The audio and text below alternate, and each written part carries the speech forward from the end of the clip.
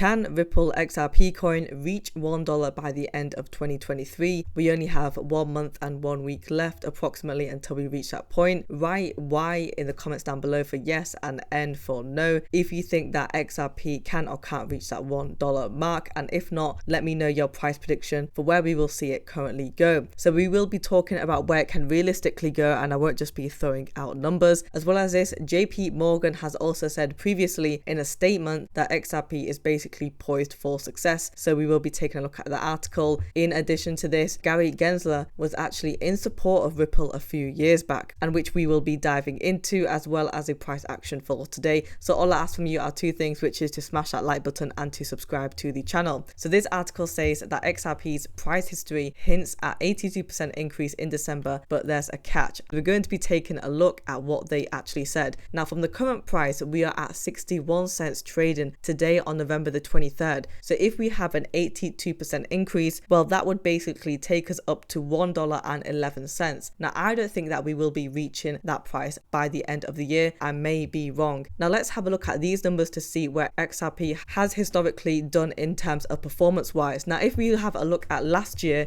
we were down by 16.9% in December. 2021, we were down by 17%. 2020, 66.5%. 2019, 16.8%. Can you see the trend now of how this is basically a worthless article? And in 2018, we were down by 2.25%. The only gains that we saw in December were back in 2017, which is over 6 years ago now, at 818.9%, and also in 2015 and 2014. But this is pretty much irrelevant. If you have a look at the previous 4 years, even 3 years, we have always been down historically, and last year we were down by nearly 17%, and in 2020 we took a massive downturn at 66.5%. So looking at the performance and this data, historically it suggests that XRP coin would go down for next month as well. Now, if we compare the previous months, November we were down by only 0.22%, so that wasn't really that much of a big move. In October we were up by 16.5%, and the last time that we were actually up that high was back in July at 47.6%, when we had that partial win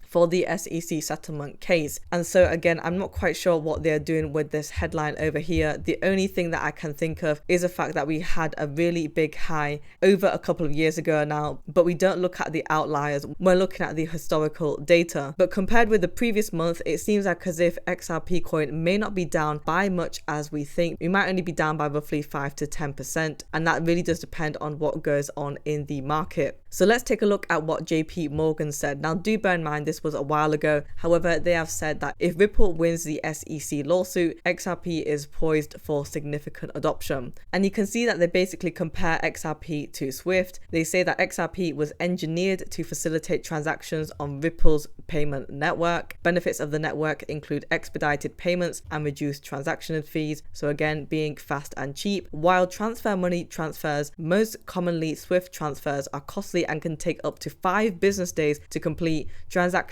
using Ripple's XRP can be completed in as little as 3 to 5 seconds, and transactions are just 0.0001 XRP. And so guys, this is a no-brainer. Which business or company would want to even wait for up to 5 business days for a transaction to complete? And never mind that, but which business and company would even want to have high costs? We don't, right? And so again, it just goes to show how Ripple is basically better than Swift. Swift transfers are more expensive due to the numerous intermediary banks involved that charge fees to both the sender and recipient. So again, it's that middleman which we are taking out, and quite a few of them as well. The Ripple network includes more than 100 financial institutions, including Bank of America, Santander, and American Express, which are big names. And more importantly, with the SEC case, that JP Morgan points to the Howey test as the end goal and gives away the likelihood of a Ripple win. For the SEC to win the suit, Judge Sarah Netburn must determine that all of aforementioned 4 points are met. If she determines that one or more or multiple points are not met, Ripple will win the suit. And again, they basically say that once they can win it, trading resumes on major cryptocurrency exchanges like Coinbase, which we have yet to go on, and they have over 110 million users. So again, if we can get back on that cryptocurrency exchange, which probably won't be for a while now because of the ongoing settlement, this could be pretty good for Ripple XRP. Now let's have a look at what Gary Gensler said a couple of years ago. Apparently this article just came up and it resurfaced, saying that previously Gary Gensler endorsed Ripple's ODL for cross-border payments with XRP.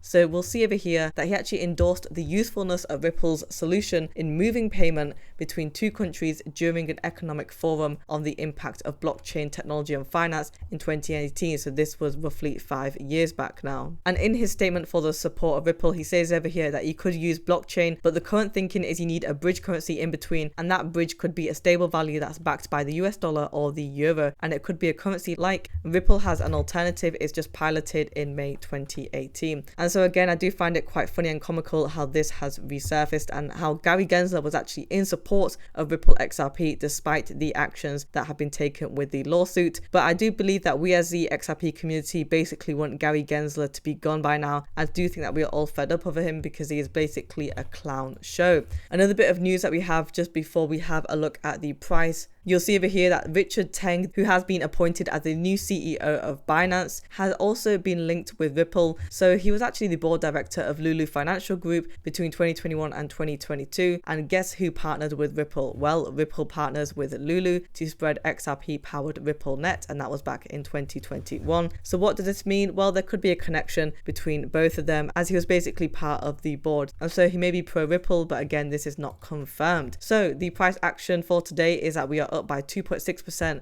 for XRP coin. Again, we are trading at 61 cents. We did actually hit 62 cents earlier on, just a couple of hours ago, but we did actually bounce back from that 59 cents that we hit yesterday when the coin was going down and people were panicking, but we're doing pretty good. We are back in that 60-cent level. So I do want to see XRP coin back to that 65-cent price target. Let's see if we can get there. Guys, if you want any daily XRP coin news, subscribe to the channel and like the video as well.